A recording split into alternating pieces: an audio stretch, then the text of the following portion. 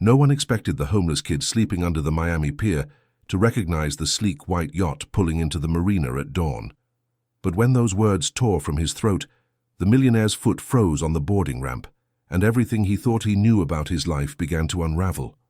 What the boy had overheard in the darkness would expose a betrayal so calculated it had taken 3 years to set in motion, and the people behind it were closer than he ever imagined. It was a humid June morning in Miami when 16-year-old Marcus Webb woke to the sound of expensive boat engines purring into the marina. He'd been sleeping under Pier 7 for 3 months now, ever since aging out of his last foster home with nowhere else to go. The concrete was hard, the smell of salt water and diesel was constant, but it was safer than the shelters and warmer than the streets further inland. Marcus had learned to make himself invisible. Rich people came to this marina all the time, boarding their yachts for weekend trips to the Bahamas or Key West, and they never looked down at the shadows under the piers. To them, Marcus didn't exist, and that invisibility had become his survival tool. He'd also learned to listen. When you're invisible and silent, people say things around you they'd never say otherwise. Marcus had overheard business deals, affairs, drug transactions, all sorts of secrets. He never did anything with the information. What could a homeless kid do? He just filed it away and kept surviving. But this morning was different. The yacht pulling into Slip 47 was massive, at least 120 feet of gleaming white fiberglass and chrome. The name Second Chance was painted in elegant script on the stern. Marcus recognized it immediately. He'd seen it in the marina dozens of times over the past few months. It belonged to Jonathan Pierce, a real estate developer worth somewhere north of $300 million. Marcus had never met Pierce, but he'd seen him from a distance. Mid-50s, always tan, always smiling, usually with his wife Catherine, a stunning blonde woman 20 years his junior. They seemed happy, the kind of wealthy couple that appeared in society magazines and charity gala photos. But 3 nights ago, Marcus had heard something that shattered that perfect image. It had been late, past midnight. Marcus was trying to sleep when he heard voices on the pier above him, 2 people speaking in hushed but urgent tones.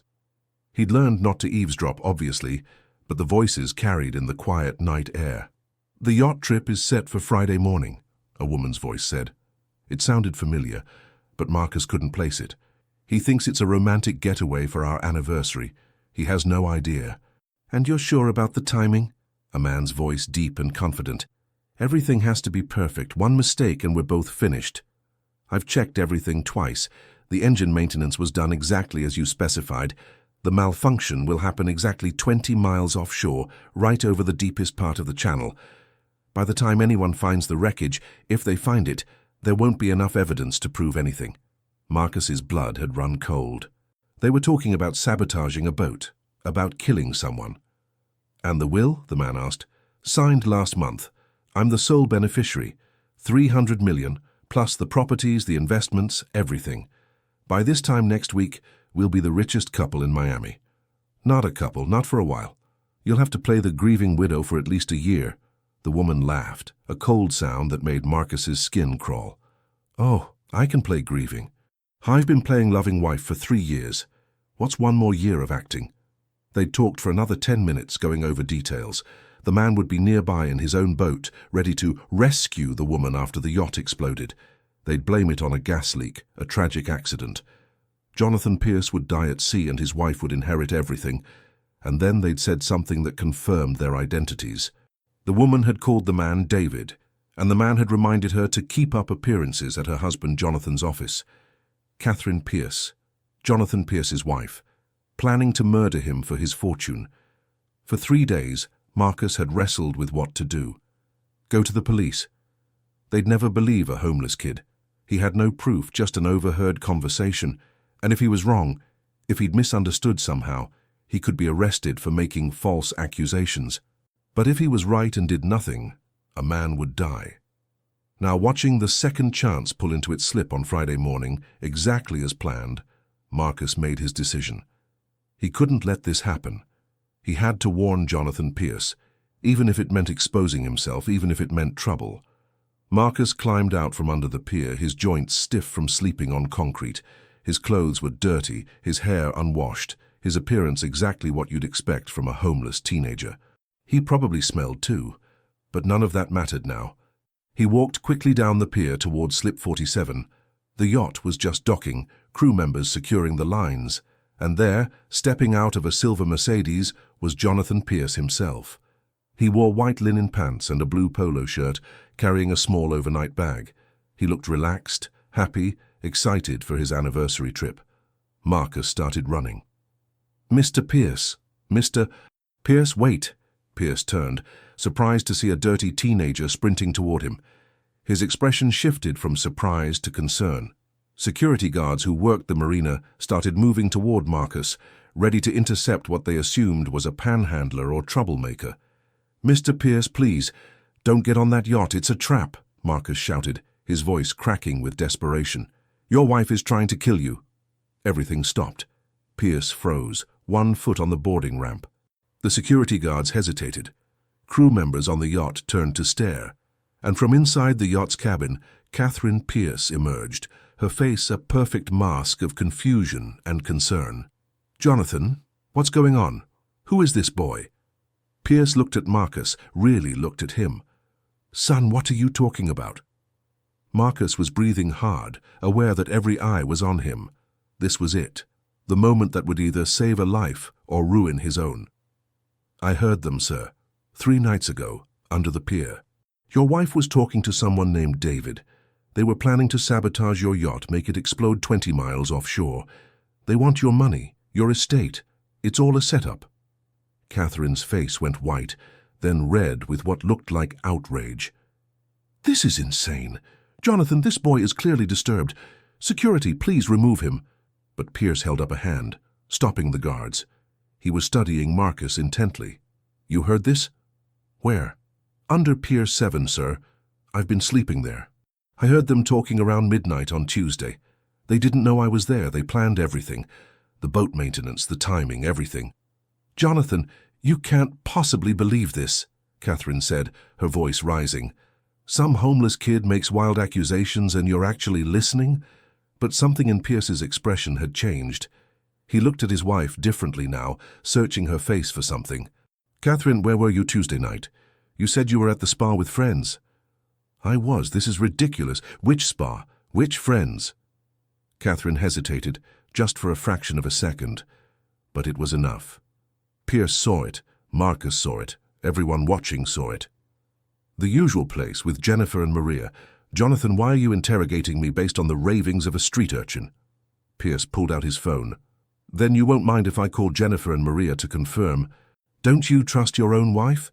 "Right now, I'm not sure." Pierce's finger was already dialing. He put the phone on speaker. A woman's voice answered. "Jonathan, is everything okay? Jennifer, sorry to bother you. Quick question, were you with Catherine at the spa on Tuesday night?" A pause. "Tuesday? No, I was in New York for a conference. I've been gone all week." "Why?" Pierce hung up without responding. He dialed another number. "Maria, were you with Catherine on Tuesday night?" "Tuesday, I was home with the flu. Haven't seen Catherine in 2 weeks. What's this about?" Pierce's face had gone pale. He looked at his wife, and the love and trust that had been there moments ago was replaced with something harder. "Where were you Tuesday night, Catherine?" I must have gotten the nights confused. It was Wednesday, not Tuesday." "Try again." Catherine's perfect mask was cracking. Her eyes darted around, looking for an escape route, a way out. But there was none. Too many people had heard the conversation, too many witnesses. "Fine," she said, her voice dropping the sweet tone and becoming something colder. "You want the truth?" "Yes, I was meeting someone Tuesday night, but not to plan murder. That's insane." "Who were you meeting?" "That's private." "Who were you meeting, Catherine?" She lifted her chin defiantly. "David Brennan, your business partner. We've been having an affair for 6 months. Are you happy now? Is that what you wanted to hear?" The revelation hung in the air like poison gas. Pierce looked like he'd been physically struck. David Brennan, his friend for 10 years, his business partner, the man he trusted with his company and his secrets. Marcus stepped forward. "It's more than an affair, Mr. Pierce. They were planning to kill you. I heard them talk about sabotaging the yacht's engine, about waiting until you were 20 miles out, about her inheriting everything. "This boy is lying," Catherine screamed. "He's trying to extort you, can't you see? He probably wants money." "The engine maintenance," Pierce said quietly. "You insisted on having it done last week. You said it was for safety, that you wanted to make sure everything was perfect for our anniversary trip." "I was being thoughtful. Who did the maintenance, Catherine?" She didn't answer. Pierce turned to his head of security, a former Navy SEAL named Thompson who'd been listening to everything. "Thompson, get the harbour master. I want the yacht's engine inspected, now, full diagnostic, and call the police." "You can't be serious." Catherine looked around desperately. "Jonathan, think about what you're doing. This is our anniversary. This is supposed to be our special day." "Our anniversary," Pierce repeated slowly. "The day you planned to make yourself a widow." He turned to Marcus. "What's your name, son?" "Marcus Webb, sir." "Marcus, I don't know why you decided to warn me. I don't know why you risked exposing yourself, especially given that you're clearly living rough. But you just saved my life. Don't go anywhere. I want you nearby when the police arrive." The next hour was chaos. The harbour master arrived with a marine mechanic. They opened the yacht's engine compartment and found exactly what Marcus had heard described: a sophisticated sabotage job. The fuel line had been deliberately weakened with acid, designed to fail under pressure after a specific amount of operating time. When it failed 20 miles offshore, the leak would have caused an explosion that would have destroyed the yacht completely. The police arrived.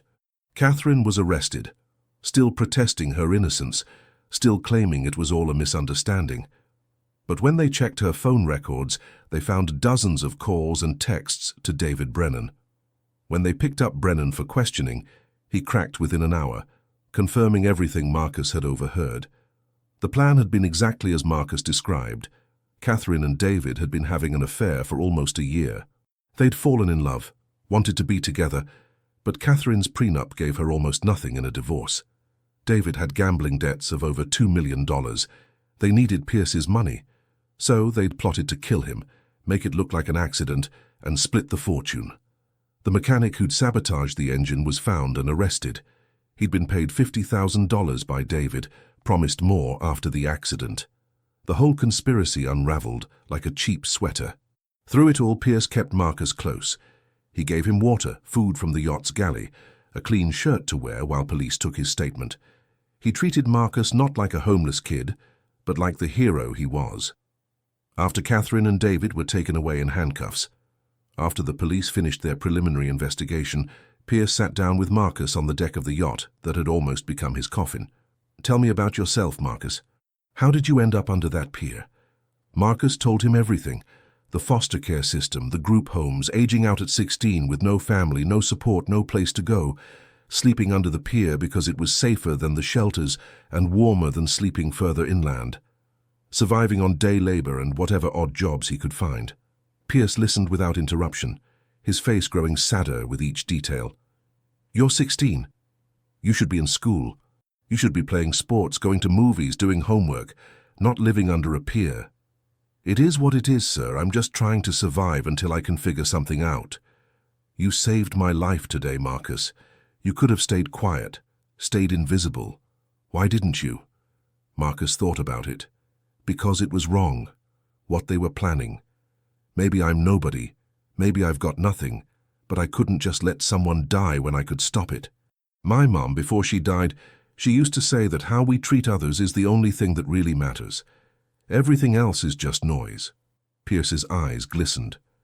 "Your mother was a wise woman, and she raised a son with more integrity than people I've known for decades." He pulled out his phone and made a call.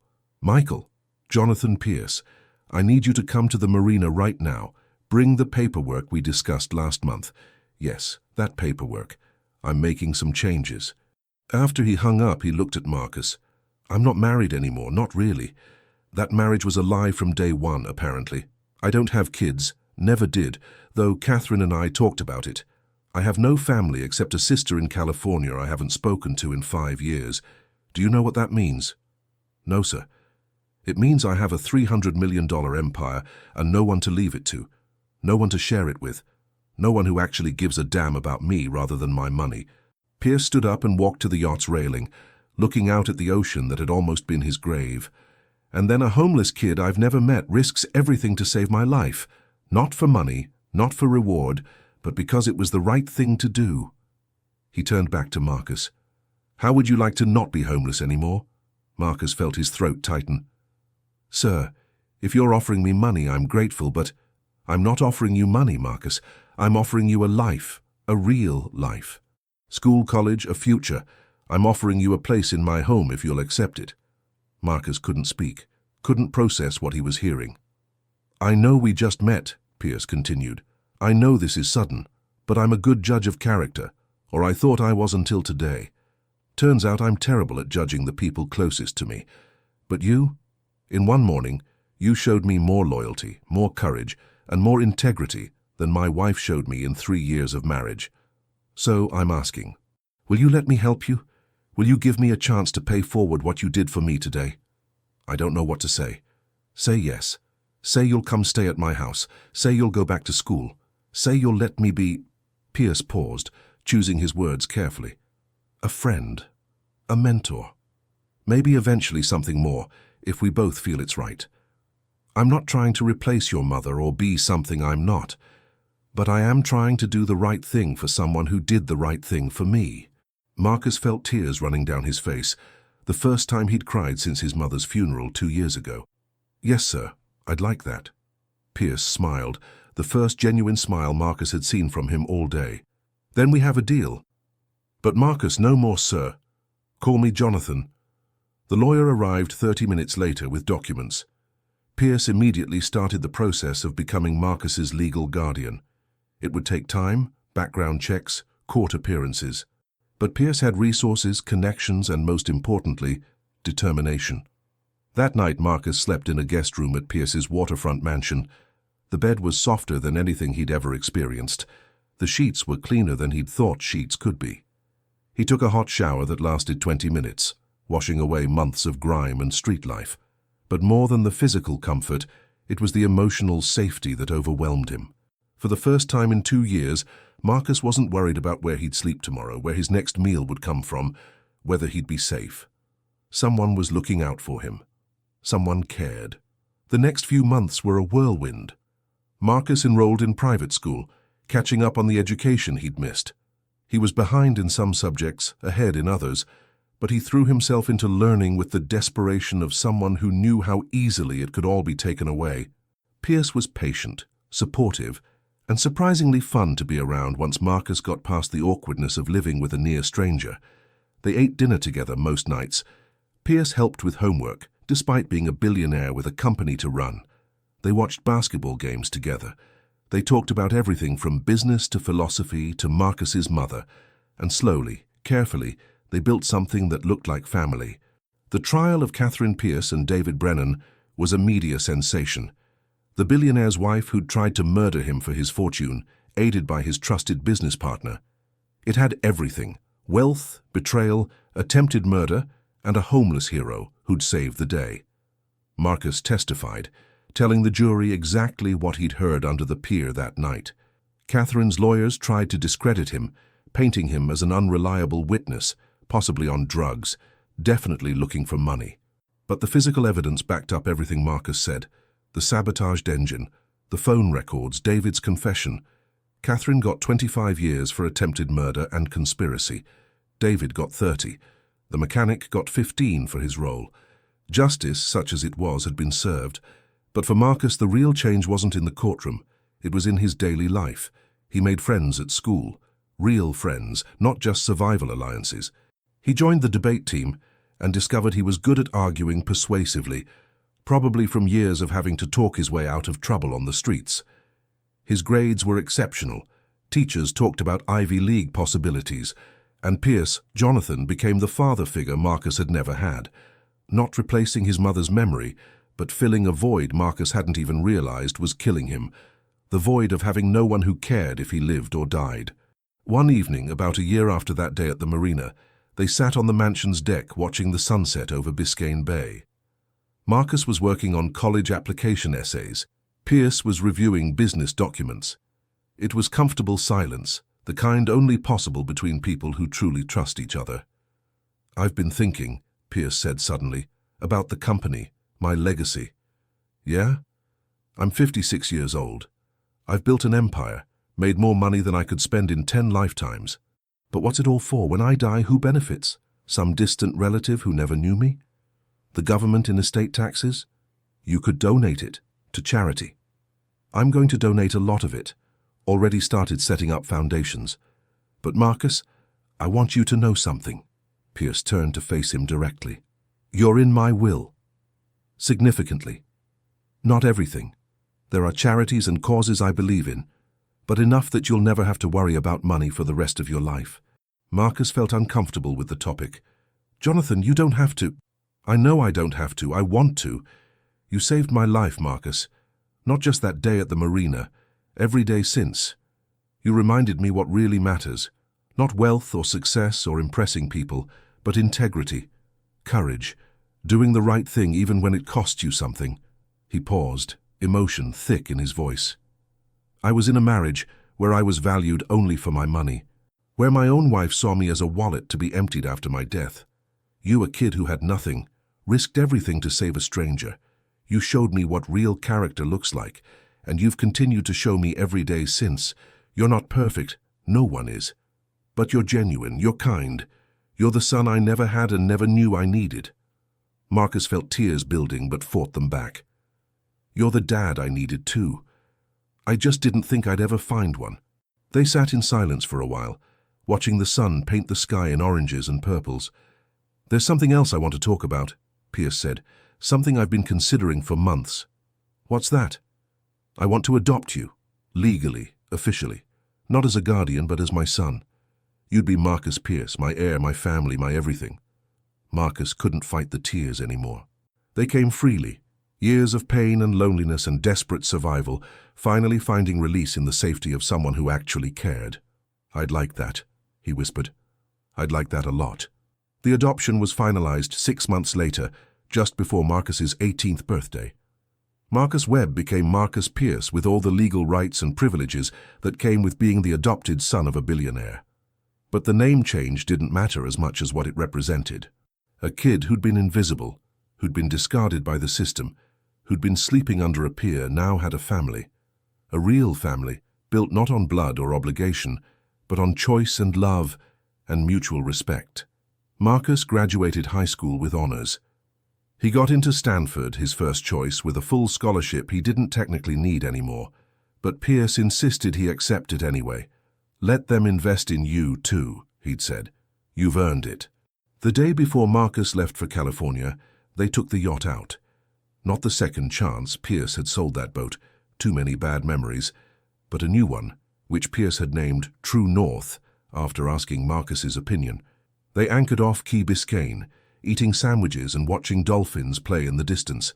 It was peaceful, perfect, the kind of moment Marcus had never imagined being part of his life. You nervous about Stanford? Pierce asked. Terrified, excited, both. You're going to do great. You've already survived more than most people face in a lifetime. College will be easy by comparison. Marcus thought about that, about where he'd been 2 years ago, sleeping under a pier, wondering if he'd survive another Miami summer, about the random chance that had put him in the right place to overhear a murder plot, about the choice he'd made to speak up instead of staying silent. Can I ask you something? Marcus said. Anything. Do you ever think about what would have happened if I hadn't been there that morning? If I'd decided to stay quiet? Pierce was silent for a long moment. Every day. I think about it every single day. I'd be dead. Catherine and David would have gotten away with it. They'd be living off my money, celebrating their brilliant plan, and you'd probably still be under that pier, trying to survive. One moment changed everything. One moment. One choice. You chose to be brave when you could have been safe. You chose to care about a stranger when you had every reason to focus only on your own survival. That's not luck, Marcus. That's character. And character is destiny. They sat quietly, the boat gently rocking on the waves. Marcus thought about his mother, wondering if she'd be proud of who he'd become. He thought about all the foster homes, all the group facilities, all the people who'd looked at him and seen a burden or a problem or a statistic. And he thought about Jonathan Pierce, who'd looked at a dirty homeless kid and seen a son. Thank you, Marcus said, For everything. For believing me that day. For taking a chance on me. For being my dad. Pierce smiled, and Marcus saw tears in his eyes too. Thank you for saving my life. And I don't just mean from the explosion. I mean from a life that looked successful on the outside but was empty on the inside. You gave me purpose, Marcus. You gave me family. You gave me a reason to build something worth leaving behind. As the sun set over the Miami skyline, painting the world in gold and crimson, Marcus Pierce felt something he hadn't felt in years. Complete happiness, total peace. The certainty that he was exactly where he was supposed to be. And it had all started with 5 desperate words shouted across a marina. "Don't get on the yacht!" 5 words that had saved 2 lives that morning. Jonathan Pierce's life, yes, but also Marcus's own life, which had been saved from a slow death of hopelessness and invisibility on the streets. Sometimes the bravest thing you can do is speak up when silence would be easier. Sometimes the best thing you can do is care about someone else when you have every reason to focus only on yourself. And sometimes, just sometimes, doing the right thing doesn't just save a life. It changes everything.